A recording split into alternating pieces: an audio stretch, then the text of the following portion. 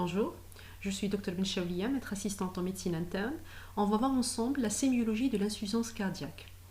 J'aurais aimé être en présentiel avec vous, mais la situation oblige, j'espère bientôt en présentiel.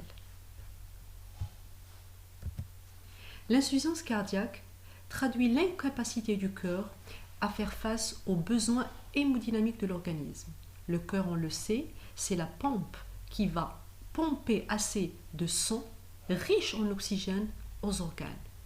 Quand cette pompe est défaillante, on n'aura pas assez de sang et donc on n'aura pas assez d'oxygène qui va arriver aux organes.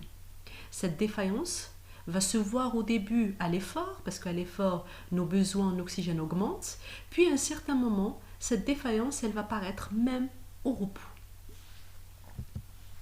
Ce n'est pas sans conséquences. On aura des conséquences en amont, on aura des conséquences en aval de cette insuffisance cardiaque et même au niveau ventriculaire, le cœur va lui-même souffrir de sa défaillance. Alors en amont, on aura augmentation des pressions, on aura cette congestion pulmonaire, l'insuffisance cardiaque gauche et veineuse, l'insuffisance cardiaque droite. Au niveau du ventricule, on aura l'augmentation des pressions de remplissage. Le cœur, qu'est-ce qu'il va faire? Il va essayer justement de donner plus d'efforts pour donner le maximum de débit cardiaque, le maximum d'organes, d'oxygène aux organes. Mais qu'est-ce qu'il va faire au début? Il va s'hypertrophier. Les muscles vont s'hypertrophier pour faire encore plus d'efforts, pour donner des efforts. À un certain moment, ces muscles vont se relâcher. Et qu'est-ce qu'on va avoir? On va avoir la dilatation. Et cette dilatation va entraîner encore plus une dégradation de cette fonction cardiaque et l'insuffisance cardiaque va encore s'aggraver.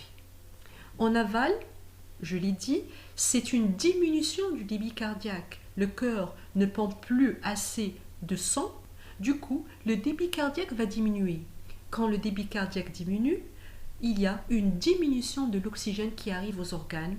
Donc, un stade ultime, on aura une anoxie tissulaire et viscérale. On le sait, le cœur, il est divisé en deux parties, le cœur droit et le cœur gauche. Donc, on peut avoir parfois une insuffisance cardiaque purement droite. C'est le cœur droit qui ne fonctionne pas bien. On peut avoir une insuffisance cardiaque purement gauche. Mais parfois, on peut avoir une insuffisance cardiaque globale. Ni le cœur droit ne fonctionne bien, ni le cœur gauche.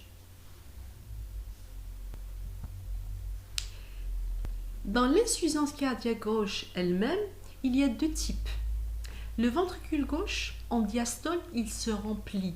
En systole, il se contracte pour pomper justement le débit cardiaque, pour pomper du sang aux différents organes. Dans l'insuffisance ventriculaire gauche, on peut avoir justement une atteinte de la fonction contractile, la contraction qui assure la systole.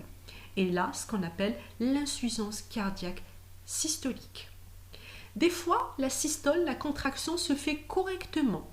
Mais qu'est-ce qui se passe? On aura un problème de remplissage, la diastole.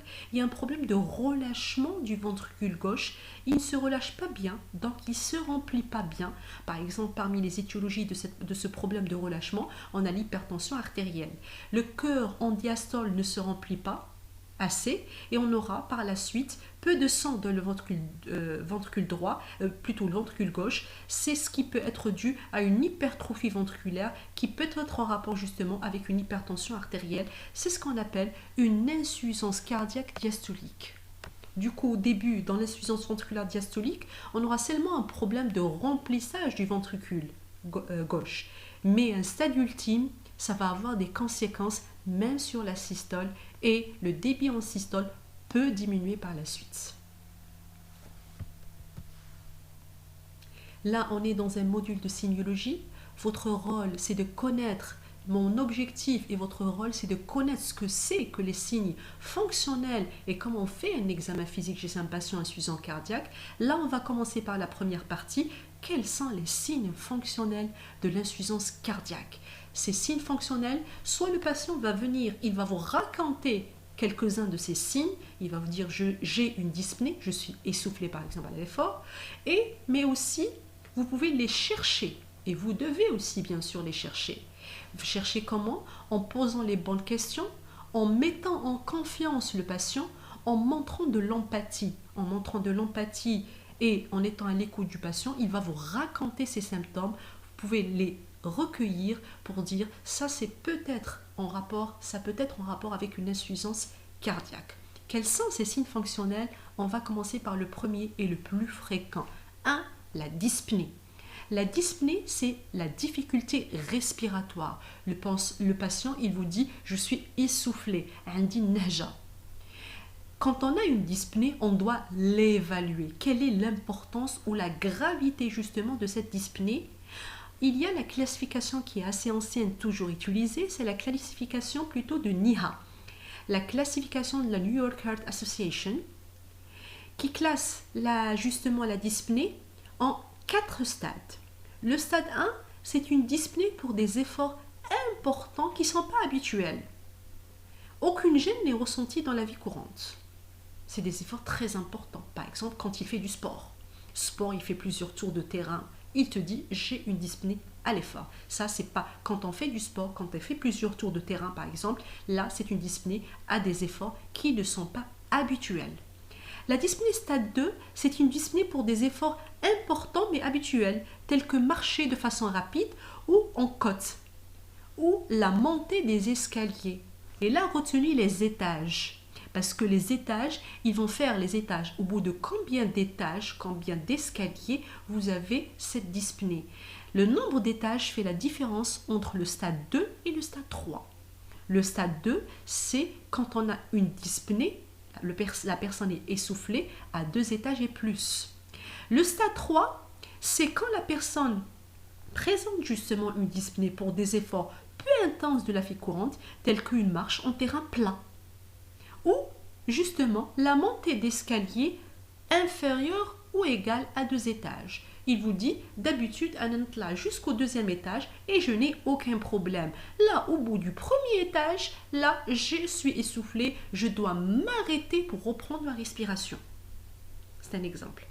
Le stade 4, c'est le stade ultime, c'est le stade le plus grave, c'est une dyspnée permanente de repos ou des efforts minimes. La personne, elle est tout le temps essoufflée. Ou, par exemple, elle est essoufflée juste quand elle enfile ses habits. Quand elle commence à s'habiller, la personne, normalement, on doit être essoufflé. Et là, juste en enfilant ses habits, la personne commence à être essoufflée. C'est le stade ultime, c'est le stade 4 de la NIHA.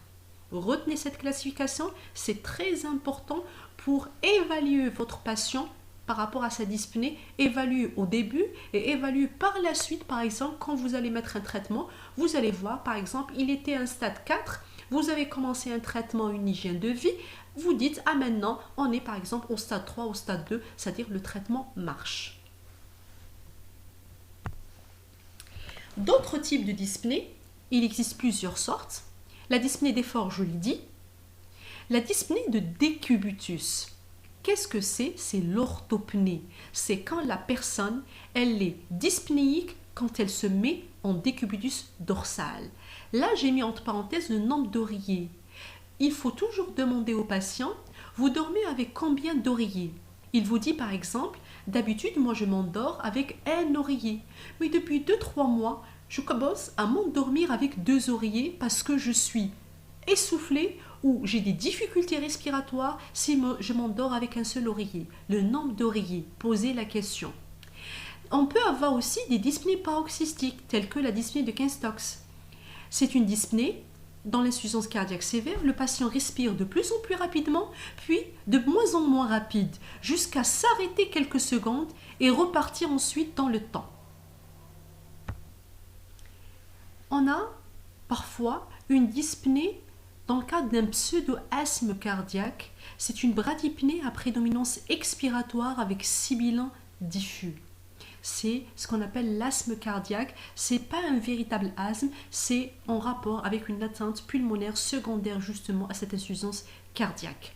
La dyspnée aiguë, là on a vu que c'est des dyspnées qui se répètent dans le temps, ou des fois ils sont cette dyspnée elle est permanente. Des fois, on a des dyspnées aiguës qui arrivent de façon brutale, qui peuvent rentrer justement dans le cadre d'un œdème aigu du poumon. C'est ce qu'on appelle communément l'OAP.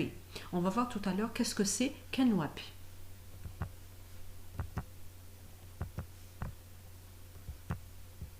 Désolée.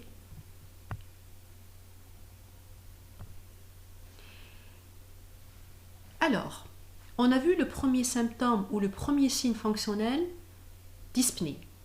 Deuxième signe fonctionnel qu'on doit rechercher ou que le patient pourra nous rapporter, c'est les douleurs précordiales dues à un trouble de la circulation coronaire. C'est-à-dire on a une mauvaise circulation au niveau des coronaires, les coronaires qui irriguent le cœur il va souffrir, on va avoir des douleurs thoraciques.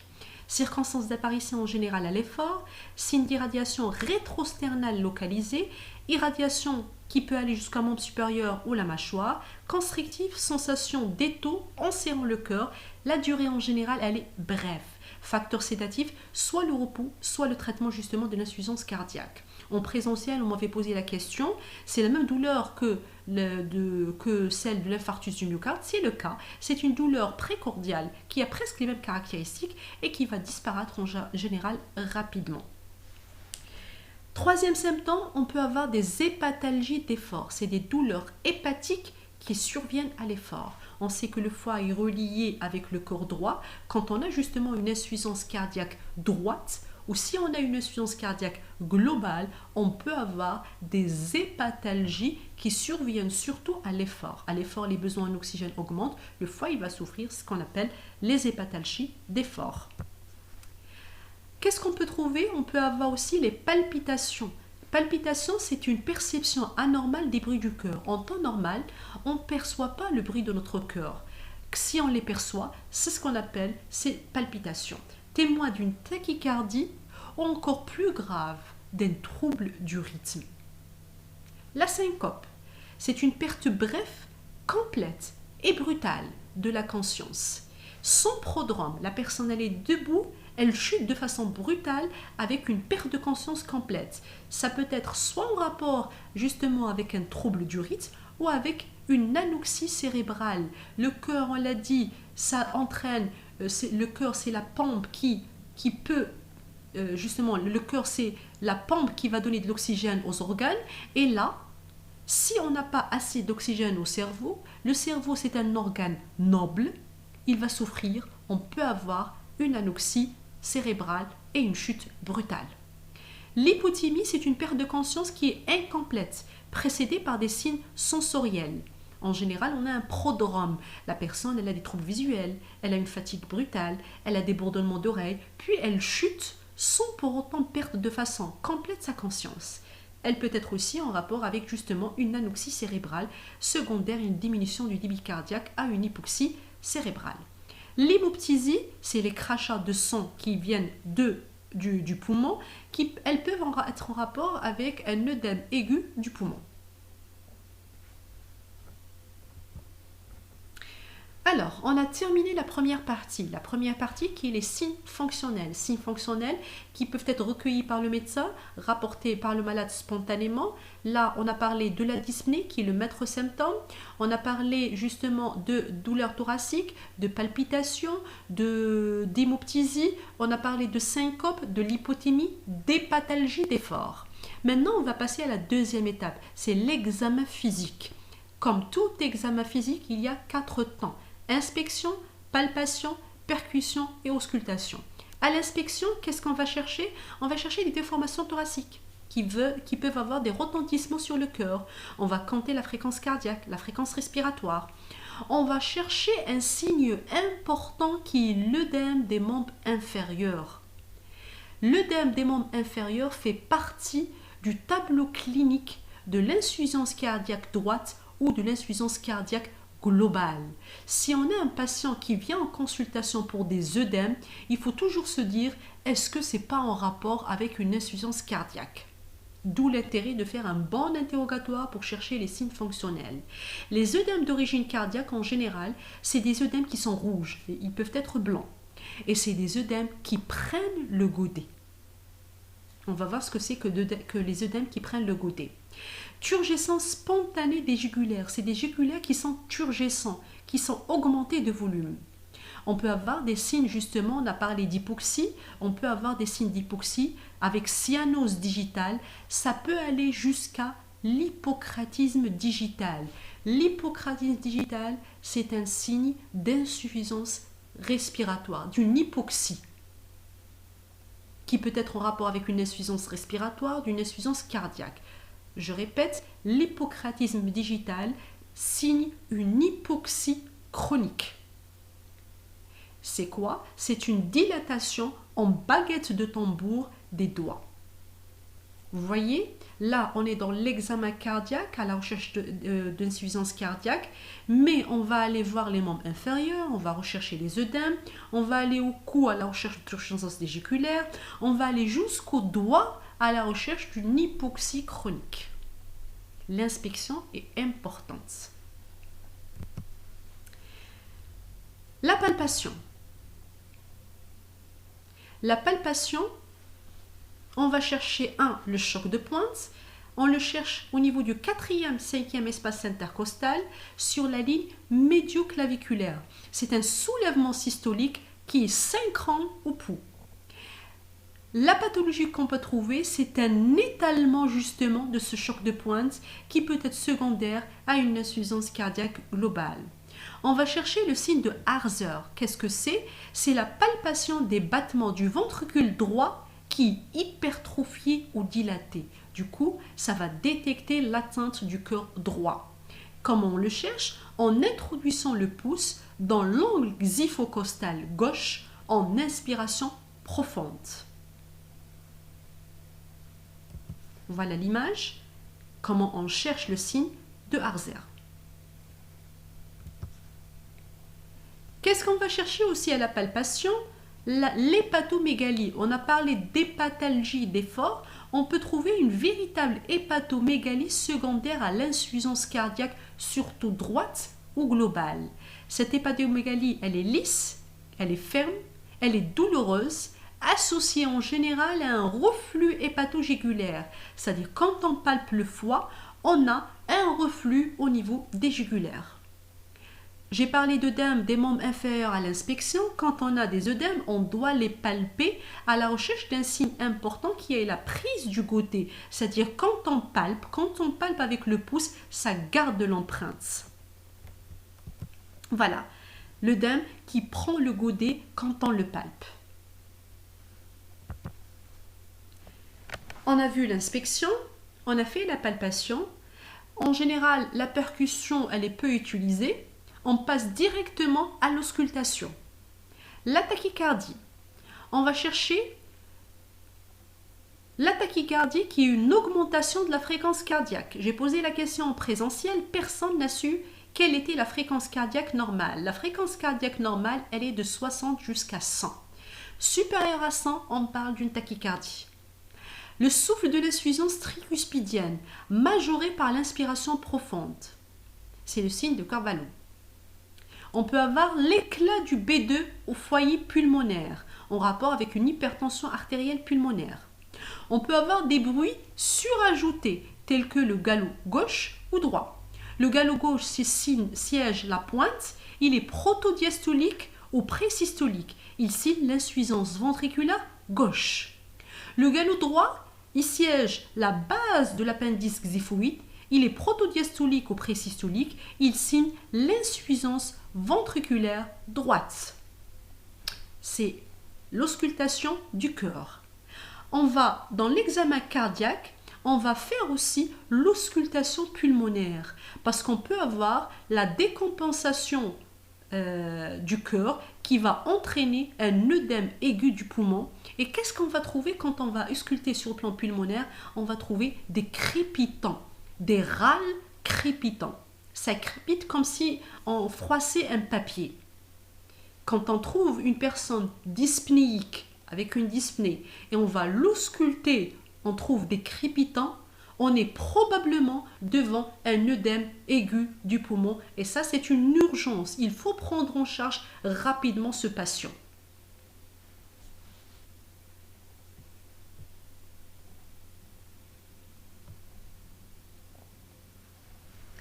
justement, qu'est-ce qu'on a dans l'œdème aigu du poumon? C'est un tableau aigu, dyspnée aiguë, expectoration qui peuvent être mousseuses, hémoptyliques. On peut avoir des filaments rouges. C'est un son qui est aéré avec des bulles d'air. On le sait, là, on le voit parce que ça vient des poumons. Il est aéré. À l'auscultation, on va trouver des râles crépitants. Et selon l'étendue des râles, on va dire que c'est des râles qui sont perçus, auscultés seulement au niveau de la base pulmonaire. Ils peuvent être à mi-champ pulmonaire, comme ils peuvent monter jusqu'au apex.